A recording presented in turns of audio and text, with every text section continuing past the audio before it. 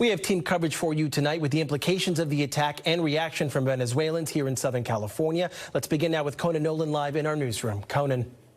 Bold and very controversial attack by the United States in Venezuela, an extraction of the president of that country. This comes 36 years to the day that the U.S. did essentially the same thing in Panama to the president Noriega at that time. But this dynamic is much different than that one.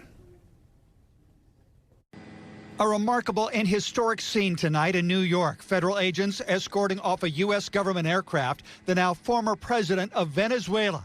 This after Nicolas Maduro and his wife Celia Flores had been captured during a U.S. military raid on the presidential palace in the Venezuelan capital of Caracas. President Trump announcing the extraction of Maduro, who is taken to the United States to face federal charges of narco-terrorism. The illegitimate dictator Maduro was the kingpin of a vast criminal network responsible for trafficking colossal amounts of deadly and illicit drugs into the United States, responsible for the deaths of countless Americans, the many Americans. The dramatic raid taking part in the early morning hours, video on the ground capturing multiple explosions and low-flying aircraft. General Dan Kane is the chairman of the Joint Chiefs of Staff. He says the entire operation took less than 30 minutes. On arrival into the target area, the helicopters came under fire, and they replied with that fire with overwhelming force in self-defense.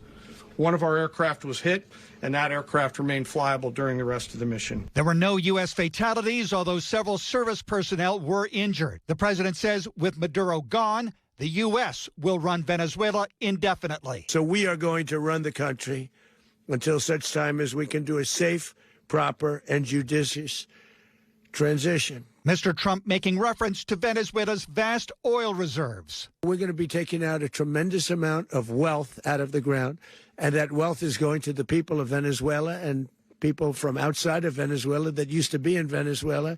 And it goes also to the United States of America in the form of reimbursement for the damages caused us by that country. Nicolas Maduro took over from his predecessor, Hugo Chavez, in 2013, promising to maintain his predecessor's self-described socialist revolution.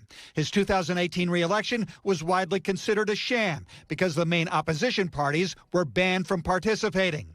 In the 2024 re-election, authorities loyal to Maduro declared him the winner, but journalists, diplomats, and academics gathered overwhelming evidence that he had lost by a 2-to-1 majority. No one on Capitol Hill came to Maduro's support, but many called his military apprehension illegal. U.S. Senator Adam Schiff posting that Americans deserve better than a president who so openly breaks his promises of peace when there are oil profits on the line. San Gabriel Congressman Gil Cisneros is on the House Armed Services Committee. They said it wasn't going to be about regime change. That's exactly what Secretary Rubio said. This was not about, but yet it is. Right now they are saying they're going to be running the government.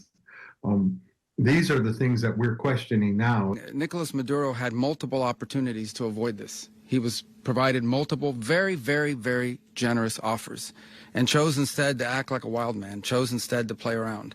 And the result is what we saw tonight.